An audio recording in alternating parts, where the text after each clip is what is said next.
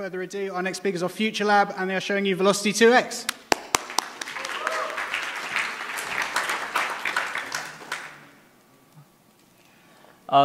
Hello, beautiful people. My name is Hussain Sheikh. I am the technical director at FuturLab for Velocity 2X. And today we are here to talk about Velocity 2X, which is our upcoming title on PlayStation Vita and PlayStation 4.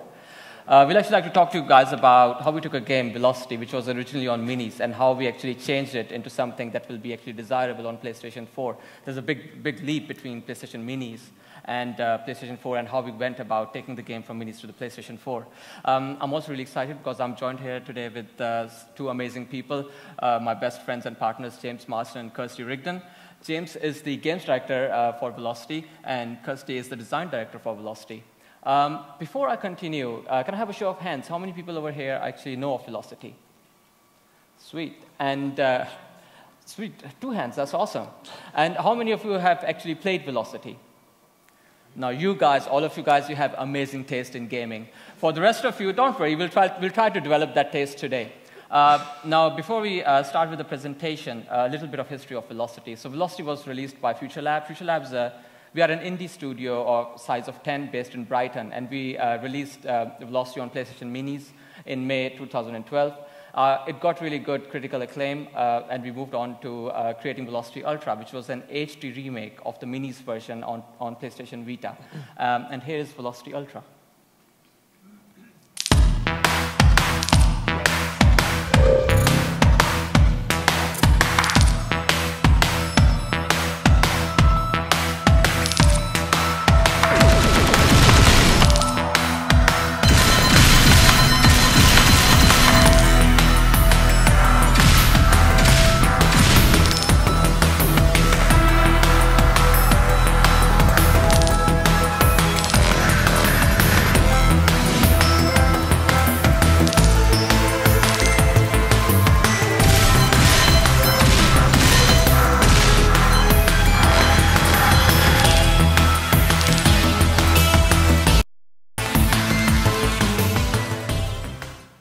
Cool. Wasn't that just amazing? Did not just blow away your minds.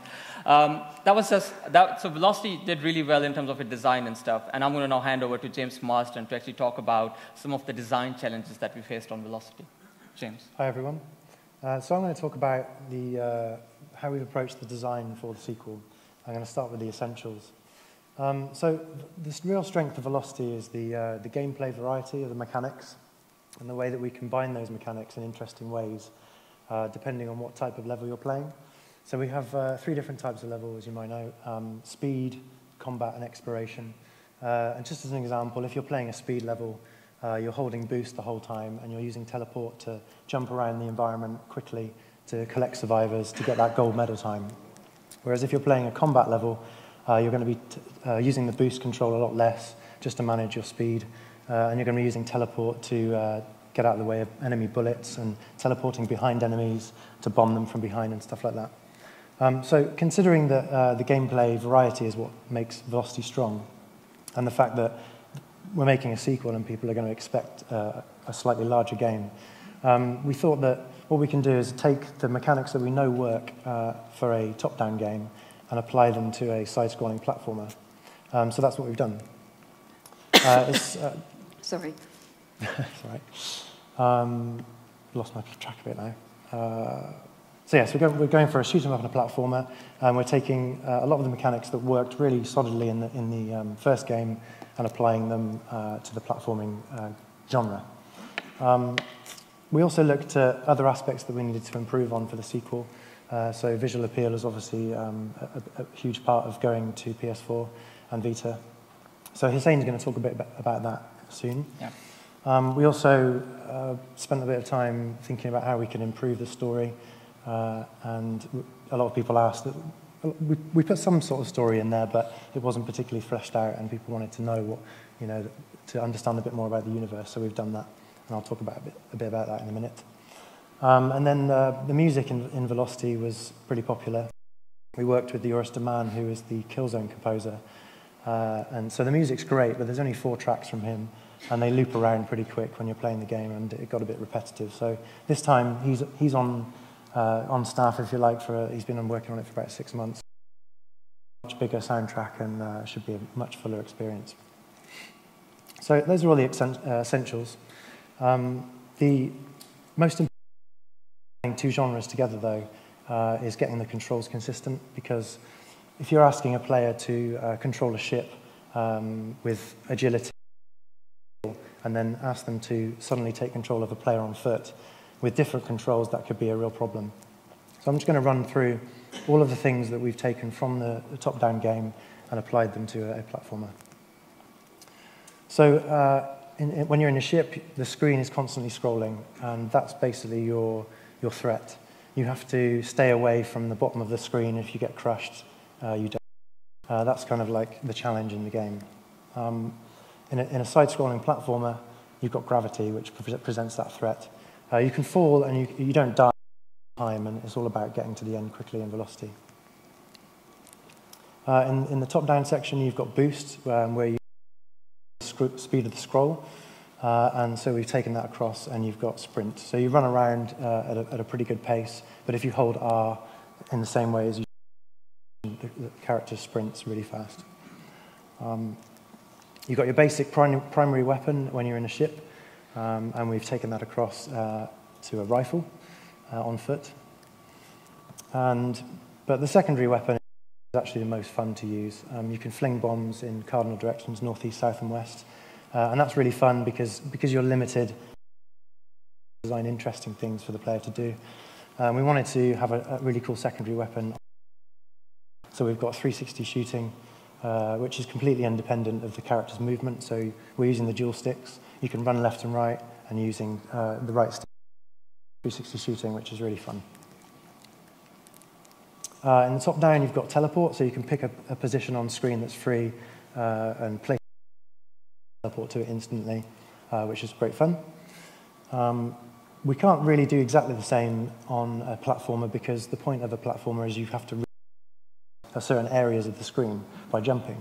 So if we could, if we allowed the player to do that, it would kind of render jumping pointless. So we've limited the distance that you can teleport to within about 3 arms forward and 3 arms back and forward and above and below. So you can teledash through walls and floors and ceilings and things.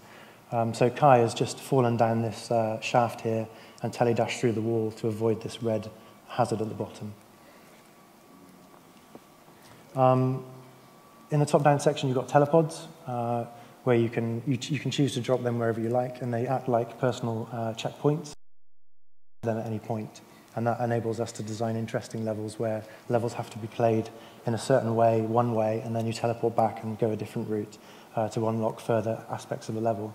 So we're doing something similar on the side-scrolling, where you can touch the screen, pull back in the opposite direction of where you'd like to throw, and then you can let go, a bit like Angry Birds, and you can fling a telepod.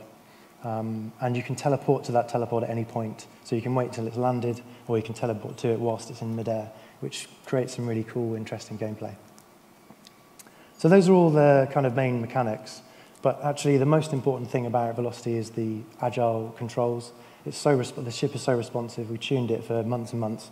And it just feels a joy to play. And you also don't take any damage when you hit the wall. So that means that we can design levels in such a way that it's kind of choreographing your movement to make you feel cool.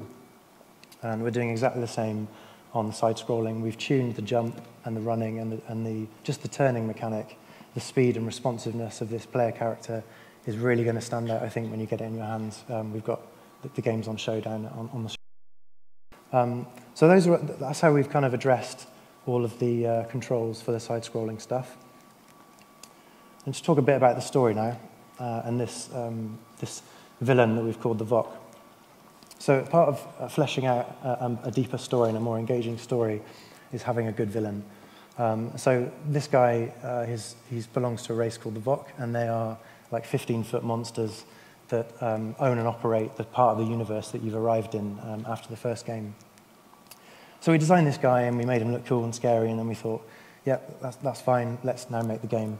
And about 3 months ago, we realized that we're making a platformer game, and this guy should really be in it, but we hadn't really thought about that.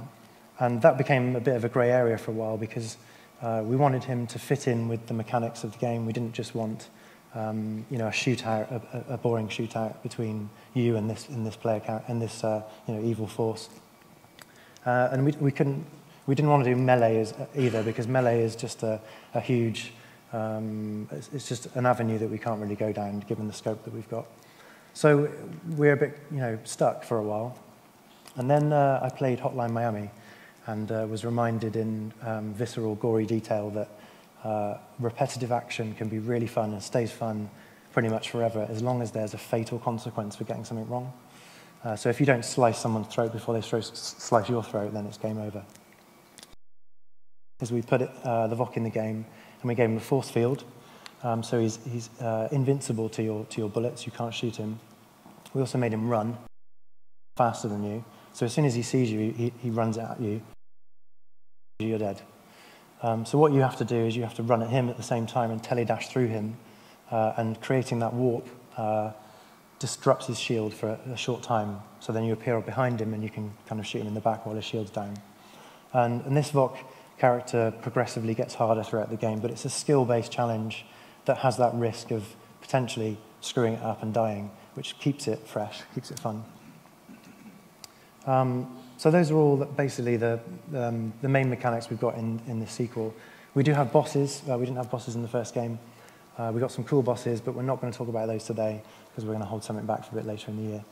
But that's all the mechanics, and I'm just going to hand it over to Kirsty now to talk about level design. Hello. So as you can see, we have a lot of different game mechanics. And the question is, how do we make sure that we don't completely overwhelm you and make a really confusing game? So, can I introduce my best friend, the level design matrix? Now, this looks very daunting, and it's actually a condensed version of the real thing. But I'm just going to walk you through it. So basically, we use these in all our games to make sure that we drip feed the mechanics through the game over time, because we want you to become comfortable with the mechanic before we introduce something new. So the way it works is, down the left-hand side, we have all the different level numbers. And then across the top, we have all the different mechanics that you might encounter through a game. And then we go through and we plot what mechanic we want to appear in which game. And then you can see we end up with sort of a smoothish line. And this shows you that, you know, you're still learning all the way through. We're not overwhelming you right at the beginning with all the different mechanics. And also, it would be really boring if we gave you everything at the very beginning of the game. So you can see level 36 or something, you're still learning something new. Also, the cool thing about having this matrix is that we can dish out the levels to the designers. So we can go, you know, you're doing level 26 today, and then they can see, right, that means I can include this element, this element, this element, and realize which ones they can't put in. This means we're kind of predetermining the level difficult, you know, the difficulty of the entire game, so we don't have to kind of fudge it after we've made all the levels. Once we have made all the levels, if it turns out that some of them do have to be rearranged a little bit, that's okay, because our level design tool allows us to load in a level and then load in the new graphics, and it will magically get built with the new graphics. So say like we've got a really icy level, and we play it, and it's like, oh, actually, that's a bit difficult. We need to move it later in the game. But because of the way the story goes, that level now has to be all, say, for example, jungly. We just open up the level design matrix, the level design tool, load in the level, click jungly graphics, and it's magically rebuilt all jungly. So that's how we go about kind of designing the whole sort of structure of the game. And now I'm going to talk a little bit about how we approach each individual level. So the first thing is, it's all about making you guys feel really powerful and awesome when you're playing the game. You need to feel like you know exactly what you're doing. So I don't know if any of you remember Froster here. This is She-Ra's pal. You can see she's building in front of her a path, which is exactly what she needs to do next. And this is kind of how we go about making levels. So we'll build a tiny little bit of the level. I'm talking about 2 or 3 seconds, and we'll just play it over and over and over again. And you kind of sort of don't want to overthink it. It's like, what feels like it should happen next? Do you feel like you just want to do something mindless and just like smash a load of stuff up? Do you feel like, oh, I want to go around some like little windy corridors for a bit? or maybe there's sort of a break and you feel like, actually, at this point, we could introduce something that requires you to think a little bit and maybe have a bit of a puzzle element. And so one of the other things that we do is we try and create a rhythm to all the levels. So we put events on the beat. We want you to feel like you're kind of like dancing through the levels. So we put the events on the beat. So for example, in the platform level, we might have like jump, jump, slide, and then like jump, jump, leap. And you'll naturally kind of fall into this rhythm of button pressing, which will make you feel really cool and powerful because it's like you instinctively know what you need to do next. And then one of the other techniques we use is breadcrumbs. So we have a lot of collectibles in Velocity 2X and Velocity Ultra, and we use these to kind of gently guide your path to where we want you to go. So if we need you to kind of go over to the right-hand side of the level to make it a bit easier, then we'll plot the collectibles over there because we know you're going to follow them because you need to pick them up. And then lastly, once we've made a level, we just play it over and over and over again to make sure there's no kinks in it, to make sure there's nothing that kind of like halts the flow of the level.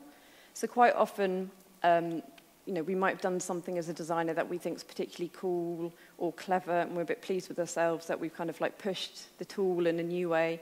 But if when playing the level it just doesn't fit, we need to take it out. And this is one of the hardest things to do as a designer because you think you've done something really cool, but if it just doesn't fit, then it has to go. Because ultimately, we're making a game for you guys and not ourselves, so we need to leave the ego at home. So that's how we go about trying to make a fun, accessible game for you. So I'm going to pass you back over to Hussein, who's going to talk about how we make it very pretty. Thank you. Thank you, James and Kirsty. So we do spend a lot of time trying to make sure that the game is actually fun and that the game actually feels fun throughout the whole experience. But we've also spent a lot of time this time trying to actually make sure that the game is actually visually stunning. But to give you a perspective, let's just take a look at what the game used to look like on minis.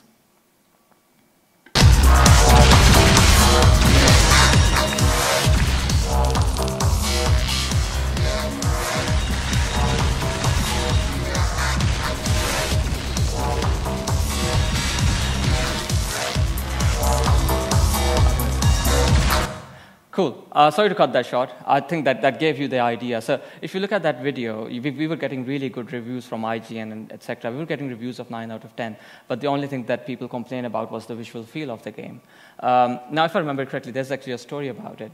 Before I actually started working with FuturLab, I previously worked on Split Second, which is a racing title, and I was the lead for the visual effects in that game. So when James first met me, he walked into the restaurant and he had his PlayStation Vita with him. And he was really excited. He wanted to show me his games on Mini. So he takes out his Vita, shows me the game, Velocity running on it, plays it a little bit, then pauses and goes to me, so what do you think we can do to make the game visually improving? I was like, dude, you're kidding me? Look at this game. It looks like a game that my granddad would probably play, but I don't think there's any visual appeal to this game. But just to impress him, I threw around a few technical jargons like, yeah, we can add some bloom to it, we can add some refractive effects, we can add some dynamic lighting. James was really impressed, and what I didn't know that he actually remembered everything that I said to him that we can do to the game, and after that, every time I will meet him and every day I will come into work in the morning, he'll be like, dude, where are the effects? When are we going to start working on the effects? So when we actually got the opportunity to work on those effects, which was on Velocity Ultra, unfortunately, there wasn't enough time to put everything in. So for Velocity Ultra, we added some effects. There is some dynamic lighting on the explosions. There is some vignetting going on to give the game a little bit of mood. We upped the graphics of the game, and you can see where the game was compared to minis onto Velocity Ultra.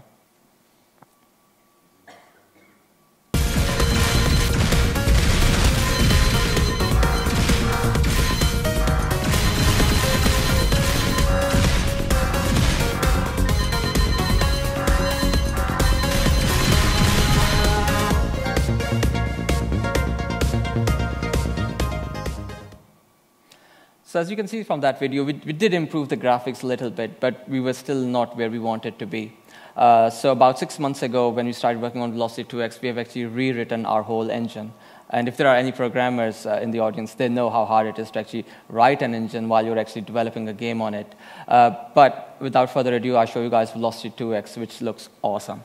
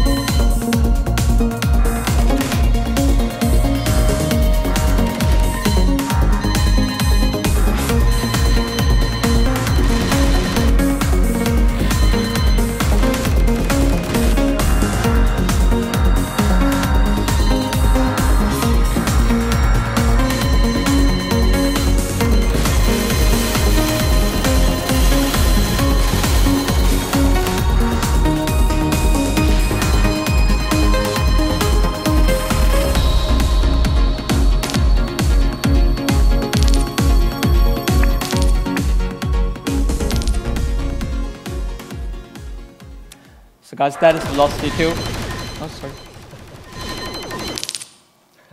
I forgot about that last bit. So guys, that's Velocity 2. We are here at Rest. We are showing the game at Rest. I hope you saw what you saw. You actually liked it. If you did like it, please come over to the Rest section of the Eurogamer exposition and have a play of Velocity 2. And we hope you guys will have as much fun playing it as we did making it. The last thing, thank you so much for coming here. Thank you so much for listening. We are actually a small studio, as I mentioned before. It's a very humbling and a great opportunity for us to actually come out over here and talk to all of you. Thank you so much. And also a big thanks to all of our team who has worked tirelessly to make Velocity 2 possible. Thank you so much. Thank you.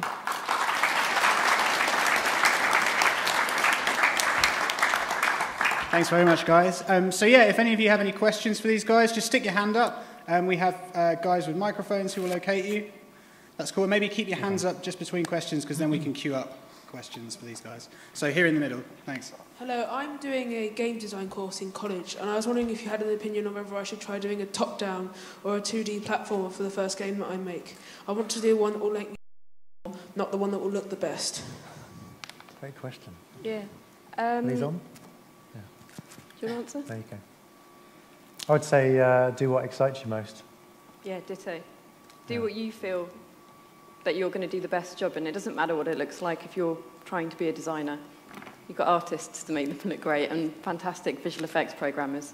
Do something where you can explore making a fun mechanic and making something really accessible for people to play, because that is the biggest lesson that a lot of designers need to learn. It's like you're not making it for yourself, you need other people to have fun with it. Yeah. Okay, anyone else with a question for these guys? I have a question, actually. Oh, well, let's go over here, but in the meantime, you can ask my question. So what's your favourite mechanic that you've introduced in Velocity 2X, and why? Ooh. I'm really... Is this on? Yeah, maybe... I'm really pretty enamoured with the Vox that we've got. Just running at him, knowing that he's going to kill you if you touch him, and timing that teledash and getting a shot in his back. That's really satisfying. Cool. Yeah, I'm a fan. Okay, this guy here. Yeah, it's about the mechanics, actually. I mean, we saw the table with all the different kind of things that you can do. How long did it take you to kind of cut those down, or did you have to build them up? You know, was there a lot to put in there? No. Okay. So it took you a while to actually kind of figure out how many you wanted to do and find out what was a good number? No, it wasn't about numbers. It was about looking at what we've got in Velocity Ultra. So we've got the controls there, and we basically kind of just wanted to map them into the platforming section, so it feels really natural. So that's why, that's what the majority of. There's a lot of different buttons to press in this game.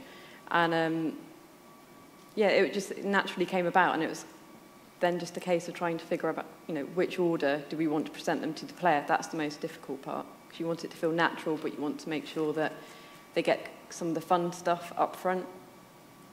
Thank you. Can I just add something to that? So a lot of people ask this question that, so you do these mechanics, and how long does it take to come up with all these mechanics, etc., etc.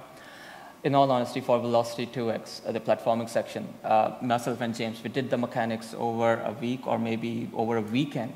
The initial mechanics were done really, really fast, but now we have spent over 6 months just making sure that those mechanics, they feel perfect, and that the player feels empowered when he's playing the game. So the most of the time that you will be spending is not on actually creating the mechanics, but actually perfecting them. Yeah. We learned a lot about the first game. We learned a lot of tricks about how to keep things interesting with those mechanics. And so we just knew that we had a lot of exciting things ahead of us, bringing those same mechanics across to the platforming. Okay, there's a question here in the middle. The gaming industry is being dominated by certain games at the moment, I think, such as Formula 1, Call of Duty and FIFA. How are you planning on making this game stand out from the rest? That's a good question. So we're not going to compete with those kind of games, but there is a market for different interesting titles that's gaining traction, and we're going to keep doing stuff like this to get the word out. And actually, we've got flyers down. We've got printed out like 5,000 flyers. And I've been this afternoon stood at the PS4 queue and just handing out those flyers, saying, "Getting a PS4? Get our game." And no other developers kind of cottoned onto that yet. I don't know if that's going to be a trend. I don't know if I'm allowed to do it that. away Actually. now. Am I allowed to do that? Sure, why not? Okay, where are we headed next? Down here at the front. I actually have 2 questions. Go on then. The first one is that how long has the game actually been in development? 2X, about 6 months. Yeah, we started it in April. Yeah. That's okay. And what was the inspiration behind it? Like, where did it come from? There is an answer to that. I've forgotten it. Ripley. For the sequel, do you mean? The original ideas. I think the original ideas were inspired by Wipeout and Street Fighter, I think. And your love for aliens. Yeah. So, like, we had... The original Velocity was 3 people and a bunch of freelancers that got hired towards the end of the production over a period of about 2 years with very little money. And so it was a case of what can we make that we can actually ship with just 3 of us. And so we chose the top-down shoot-'em-up genre because, you know, it's fairly simple to create. And in terms of the mechanics, yeah, it's just inspired by games like Street Fighter and Wipeout, where the feel is just so important. You know, the Twitch gameplay is so important. We just took it as far as we could. For 2X, I think the... What's the 360 shooting game? Ah, yes. Turrican. Turrican 2. Yeah. Yeah, I love that game. And Flashback. So the visual art style is very inspired by Flashback. And we'd signed this game and we were working on the pre-production for it.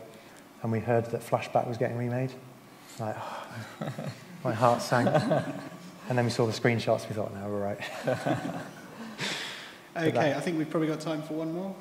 This chap down here in the middle. Hiya. I just had one question about the level design, or rather, a clarification. You said that you build kind of 2 or 3 seconds of the level at a time. So do you do any planning throughout? Like, do you draw any type of map or anything like that, or do you literally just kind of build as you go through the level? I found that if you try and plan it, you end up getting so caught up in what you're trying to do and trying to make something clever that it doesn't end up working. It's really best if you just try, you know, it sounds a bit wishy-washy, but if you try and feel what needs to come next, you can kind of feel like where the breaks are and where the plateaus are. If you sort of plan it all out and then go to play it, you're then just trying to fix something that maybe doesn't necessarily work rather than just making something that flows nicely. Does that answer your question? There's a certain skill as well that that needs to be learned to watch yourself playing without being aware. You need to be aware of what you're doing, because you get some new designers that will be playing a level they've designed and they're getting stuck and they can't do something easily, and they won't see it because they're in the moment and they're playing it and they're struggling with it and they just want to get around it, but they don't see themselves having that problem, and that's, you have to kind of like split personality. One person's playing the game, one person's watching, and that's, you know, what we try and achieve. Yeah, you need a lot of empathy. Try and imagine what a player would do when they come to it. Cool. Thank you very much to all of you guys, and let's show our appreciation again to Hussein, Kirsty and James. Thank you.